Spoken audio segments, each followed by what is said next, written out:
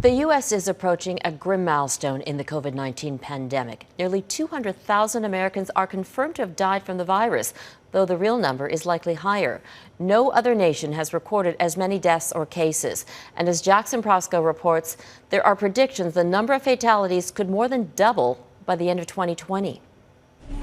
6 months and 200,000 deaths later, there are still new COVID-19 hotspots popping up across the U.S. On average, there are more than 35,000 new cases recorded nationwide every single day. There's still no plan or strategy. There will be 300,000 deaths by December 1st and maybe even at 400,000 deaths by the time of the next presidential inauguration. One influential model predicts 415,000 deaths by January 1st. Decisions were made on some level to open up everything, and I don't think that we had a good enough hand on it. Nurse Dana James saw the worst of the pandemic at her Florida hospital in August. Cases have come down. She worries Americans will let down their guard, allowing the virus to surge again. Walk one day in my shoes, have one 12-hour shift alongside with me, and maybe you'll change your mind. Despite all that's been lost, the U.S. is still wrapped up in the same debate about how to respond. President Donald Trump continues to question the effectiveness of masks. There are a lot of people who think the masks are not good. He's defying COVID-19 restrictions with indoor rallies while promising magical cures. Well, the virus will disappear. It will disappear.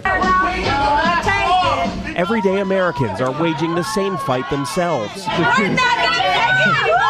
Despite the virus spreading largely uncontrolled, there's still a push to reopen everything from schools to restaurants and bars. We can do all those things, but you've got to do one thing. We've got to bring the entire nation down to some agreed upon low level of containment.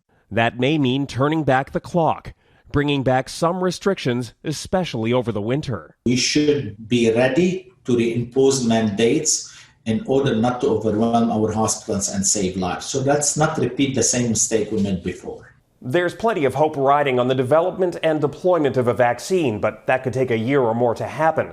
And in the meantime, COVID-19 continues to spread far and wide, and there's little being done to stop it. Robin. Jackson Proskow in Washington. Thanks, Jackson. The U.S. president plans to submit his nominee for the Supreme Court this week, and he says it will be a woman. Democrats are pushing back, just as the Republicans did when they blocked Barack Obama's nominee. As Jennifer Johnson reports, this is just another fight that centers around the November election.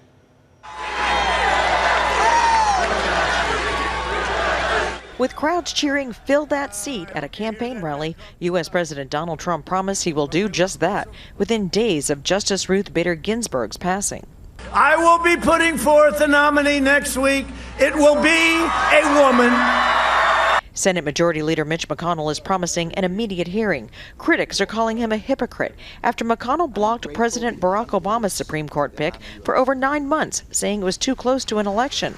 Democrats at a Supreme Court vigil for Ginsburg are sounding the alarm.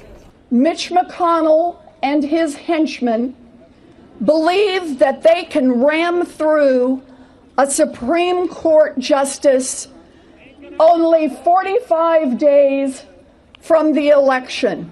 This fight has just begun. Senate Democrats need just 4 Republicans to block the nomination. Already 2, Senators Susan Collins and Lisa Murkowski, have said the decision should be made after the November 3rd election. House Speaker Nancy Pelosi is vowing to stop the president, even if it means launching a new impeachment hearing against him. We have our options. We have arrows in our quiver that I'm not about to discuss right now. The president hasn't released a list of names of potential female nominees, but many believe Amy Coney Barrett is a frontrunner for the seat, believed to be anti-abortion and anti-gay marriage. Judge Barbara Lagoa, a Hispanic woman from swing state Florida, is also considered a top contender. Both are Trump appointees to federal appellate benches. If the shoe were on the other foot and the Democrats had the White House and the Senate, they would right now be trying to confirm another member of the Supreme Court. Even before a name has been submitted, tempers are flaring, further igniting what has already been a bitter, contentious election year. Jennifer Johnson, Global News, Washington.